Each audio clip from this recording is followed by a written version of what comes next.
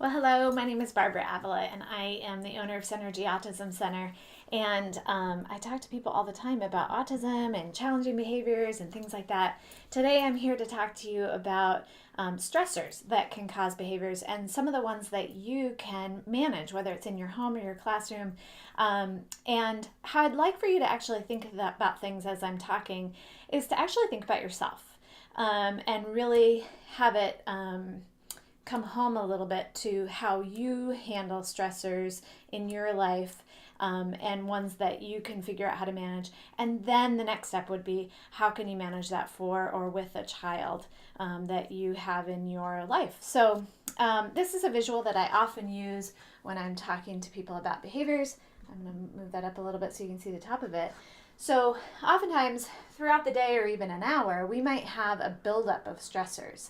And then what happens is we all lose our cool, right? So we all have moments that we say things that we shouldn't say, or we get really frustrated or whatever, that we kind of lose it, right? We all have that. We can all admit it. We're human.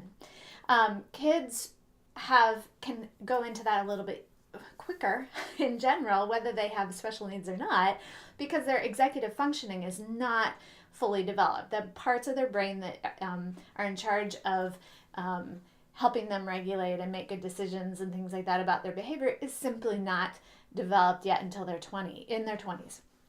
So anyway, back to kind of you. So you might throughout your day have stressors. You might there might be a traffic jam and you're running a little bit late for work. You have an interaction that doesn't feel so good. You forget something at home, et cetera, et cetera, et cetera. So there's buildup. It's never one thing. It's more the buildup that is occurring, and then you lose it. At that moment, with a child or with yourself, no learning is going to happen. Think about your own life. If somebody were to say, calm down at that moment, it's never helpful, right? Your significant other says, just calm down. That is not going to work for you, right? So same thing, it's not going to work for a child either. So at that moment, you're not at your best, the child's not at their best. There's no learning that happens at the peak. So we have to teach before the peak or after the peak, which is also kind of, you can think of it as before the next peak, potentially, that you're trying to avoid, okay? So teach before the peak is really trying to teach in this zone, which means that we have to look at stressors. So I think of it as, the reason why I drew it like this, and I've been doing this more lately, is that when somebody is working up here and this line isn't even in existence, like regulation is not occurring anytime, they're kind of managing their stress up here. So maybe they're not getting enough sleep. Maybe they're overwhelmed with lights and distractions, and we're going to talk about that in a second. But maybe there's so much going on, lack of exercise, having to be inside all the time because the weather's bad, et cetera, that's going on, that they're here. So then it seems like they're blowing up all the time or really easily, where it seems like they went from 0 to 60. It didn't seem like there was this buildup. Well, there might not be because they're just running hot all the time, right? So I want to talk again about what the sea of stressors that a child or anybody might be experiencing. So it can be, I'm going to go down to this one. And I'm just going to describe common stressors, and this is from an autism standpoint, but really, again, it can be for anyone, right? So common stressors that people might experience are, I hear a lot about the lights in a room. They're too bright, they're not bright enough, they maybe make a funny sound. That's also very common in autism, of being able to hear something that really, you know how lights buzz? It could be something like that. This is a very common one of performance anxiety, being nervous about somebody's going to ask me something that I'm not going to know, or somebody's going to ask me to stand up and I am having a hard time organizing my body. So having this performance anxiety ahead of time can really then shoot a kiddo or a person up to here much faster. I see that all the time. things like temperature. Maybe somebody feels too warm, and for me anyway, when I feel too warm, I get a little crabby, right? So again, it might be raising my stress levels just to have the temperature in a room be too hot. So busy environments are very commonly stressors. Open-ended activities, things when they're unknown, they don't have a structure. Kids will try and create routines, or I know that when I feel, I'm going to go back to trying to bring it home. When I'm feeling really overwhelmed, I have too much to do, I have too many things I'm trying to get done, I have to make lists. And that is the way that I manage my own anxiety, my own stressors, is that I make lists so that I can feel good when I check them off, even though I keep adding to the list instead. But you know what? That's just part of it, right? I know we all experience that. So anyway, but what I do to manage my own stressors in life and try and bring them down is make a list, try and organize them, make something a little bit more predictable and more manageable, right? So you might think about with a child who maybe is experiencing a time where they're feeling disorganized or overwhelmed or not sure what's going to happen, that they might be making, whether it's negative or positive, they might be making a routine that is predictable to help them make sense of an environment. Okay? So the stressor is that things are feeling chaotic. Okay? So it's not the exact thing or the trigger or the antecedent that you think. It's all these other things. It's this big sea of stressors that might be happening that we can affect as teachers and we can affect as parents. It's pretty cool to see. When you can calm a child's system, or you can calm your own system overall, you can handle so much more. You can handle more antecedents and triggers and things because you're more flexible, you're more balanced. You don't have all this other stress happening. Okay? So I'm going to move over here to this one, and I want to make sure, I'm going to start actually with this one. I get really frustrated to hear when people are saying that they're just avoiding work and that's all they're just trying to get out of it. And they're so clever and blah, blah, blah. Well, kids are clever, and I totally agree with that. But you know what? They're clever with trying to manage their own stressors. And it's up to us to try and figure out how to help them learn to manage their stressors in a way that's going to work for everybody so that they can work, which for children is play, which for children it's learning the structure of a classroom. And you know, you have so many kids who just love to learn. And that's what we want for these kids too. But the only way that we're going to do that is by decreasing their stressors so that they don't want to avoid work and create their own challenging behaviors to do so. Does that make sense? So I don't like just calling it work avoidance because they're avoiding the work for a reason. They're overwhelmed. They don't feel good. They need our support. So if a child has a stressed system, they're experiencing that sea of stressors, they cannot comply in that moment. So they melt down and they need their system soothed so that they can comply to the requests that you have. And they can. They really, really can, and they want to. I am somebody who is going to, I really do not feel that any child is trying to be manipulative. Children want to learn. Children want to be curious. Children want to connect with other people. So that's what I'm going to get to next, is that what do you do instead? So, and how do we talk about stressors? And I'm going to give you a few examples too. So I want you to shift, and I'm going to erase this. Hopefully this will work. I had so much on here I didn't want to add more. But I want to talk about moving from behavior management, so managing tough behaviors, into connecting and joining. And that's what we're going to talk about, and how that can, like I had right here, really soothe a system so that they can comply, so they can engage in all the wonderful guidance and learning that you're providing. So, okay. So again, I want you to think about, am I going to be able to see it? I want you to shift your thinking from just managing behaviors I wish I could write like super fast, like some of those people do, you know, where they can draw those beautiful things. I wish I could do that, but I can't. So you got my writing. So I want you to shift from managing behaviors into connecting and joining. And what I mean by that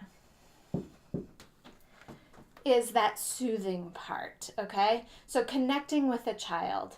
And I get it, that when you have a classroom full of 20, 30 kids, how in the world are you supposed to connect and join with one child? Well, you know what? We're talking about the kids who have severe behaviors that are getting in the way. And so you are already having to provide one-on-one for that child, and special accommodations and things like that. I'm asking you to shift them from being after the behavior and having to manage it to connecting and joining beforehand. So the minute that child comes in the room, use that one-on-one that is having to step in to manage the behavior to connect and join instead. So you're going to have a much faster, within days. I'm not saying months. I'm saying within days. When a child feels that they're being heard and they have somebody who's connecting with them and joining them where they are and guiding them out into regulation by co-regulating with them, helping them learn how, you see the change right away. Within, like I said, within days. So kids have habits, and so they might be wary of it. They might not trust that you're really trying to join them where they are. And so you may have to be pretty deliberate at first. But again, it will happen faster, and you will have that behavior gone before you know it. So I want you to think about, so I know, and I was an ABA therapist for many, many years, a behavior analyst, and I moved into really wanting to look at ABA plus. So applied behavior analysis has so many great things to it. So there are things, just so you have I love visuals. So I want you to move from ABA to ABA plus. And so ABA has some amazing things about it. It provides kids with clarity, people of any age, right? It provides really nice boundaries and helps children understand what those boundaries are. Clear expectations, because you really have to be clear in order to use ABA. You have to be clear on what you're doing to create an opportunity for that child to respond in a particular way. Okay, so you have to think very specifically about what your expectations are to make that happen. So anyway, so clarity, boundaries, expectations, and the last piece that is so important is compliance. So I totally get it. You need kids to learn compliance. I get it. I know that kids need to learn how sometimes just to follow the directions, okay? So that's a part of life, but you know what? It's not all of life. And if you only focus on compliance, you are not helping a child think for themselves and become an adult who can think for themselves. So an adult who can have a creative workplace that works for them. You need to be focused on more than compliance. So that's why I say ABA plus, okay? Also, a little disclaimer, I totally know, because I was one, there are plenty of ABA providers out there who already think in ABA plus. And so connect with those people, speaking of connection, because they really, having the blend of the two is beautiful. Kids need both. Kids need to have time where they can have adults follow their lead, but they also need time where they learn how to follow an adult's lead as well. So the compliance piece, the following expectations, setting boundaries, and clarity. So what the plus is what I'm wanting you to add, and I don't mean this to be a minus, so I'm going to make it into a little dot, okay, because it's not a negative, it's a positive. But what I'm wanting you to add, again, is the connecting and joining. And so what I mean by that So by connecting, so getting down on a child's level, eye level, so that they're feeling heard, slowing down, allowing processing time, all those wonderful things I can talk about in another video, but really thinking about focusing on connecting with a child where they are. So connecting and joining, I'm just going to stick with connecting right now. What happens by connecting with a child, you help them regulate, and if I keep going over here, and integrate. And this part of integration is so important. So you're helping them integrate the different parts of your brain. So remember how I said that kids, especially developmentally, don't have areas of their brain that can actually help them in that moment where they might lose control, executive functioning?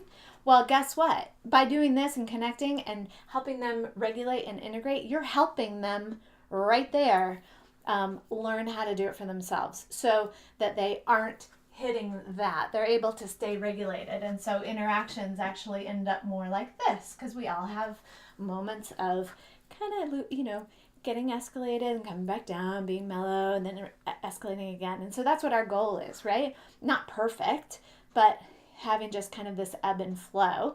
And our brains help us be able to figure that out. And what you can do by connecting with that child, you help them connect different parts of their brain as well. Pretty amazing.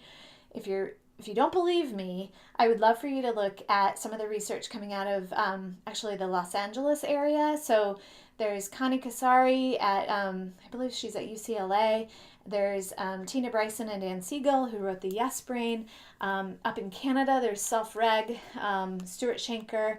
Lots of wonderful people talking right now in the world of autism and challenging behaviors about the importance of regulating and integrating by connecting and doing this ABA+. So now I'm going to give you a couple examples, just because you haven't heard me talk long enough, right? I don't know how many minutes we're at. Sorry, I think we're about 15. So I'm going to give you two examples that my good friend and colleague gave me recently. Her name is Christy Preddy-Franzak, and I'm going to share with you a couple scenarios that she heard. So one is about a kiddo that did not had a meltdown, not being able to go outside, and the weather was horrible. It was freezing, below zero. So the kiddo wanted so badly to go outside, and so the teachers were really frustrated because they couldn't let him go outside, and they were thinking that that was the stressor. And what I would like for you to think about is that maybe the stressor has nothing to do with outside. Maybe the stressor is that going outside is the way that that kid knows how to take care of himself when he feels dysregulated, okay? Because you know what, at least here in Oregon, when a kiddo who's feeling dysregulated wants to go outside, rain or shine, we try and let them go outside because we think fresh air and exercise and all those things are so good. So imagine if that was your go-to, I'm gonna go outside when I'm stressed, and that was the only thing you knew how to do, and then everybody was stopping you. And again, I'm not saying to let this kiddo outside. I'm saying that we need to back up. And why is this kid dysregulated to begin with? Why are they trying to use this maladaptive way of seeking regulation for themselves? So we need to look at that sea of stressors that child might be experiencing. So that child, for example, they might be stressed for whatever reason. Something happening at home, who knows? Or something, a kiddo in the classroom hasn't shown up and they really like playing with that other kid, whatever. They could be tired. They could be uncertain. They're not sure. They might be needing processing time. I know that when I need processing time, I love going for a walk, especially out in nature. So it could just be a needing to think, right? So needing a quiet space or or some fresh air. It could be a temperature thing that I mentioned earlier. So there are lots of things that you could think about that are stressors for that child that you can reduce. You can turn the lights down.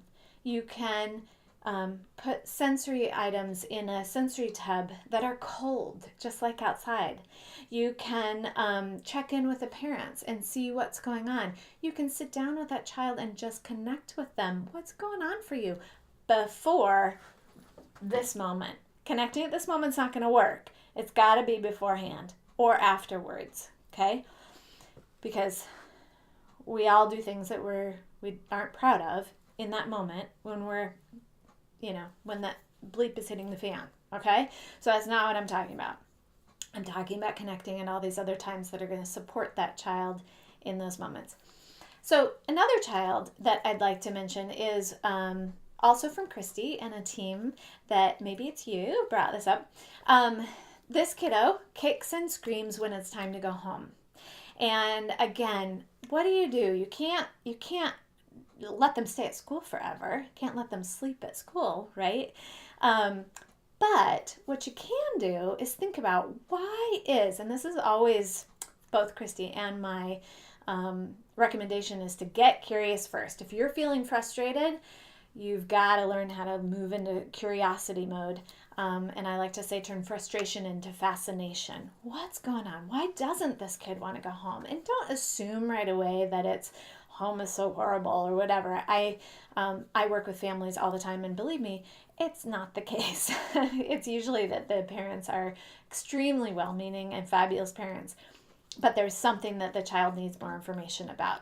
And so in this case, what if the child just doesn't know who's going to be home when they get home?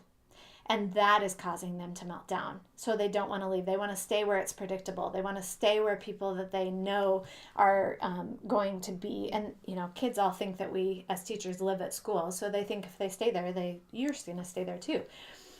So it could be as simple as finding out who's going to be home when he gets home.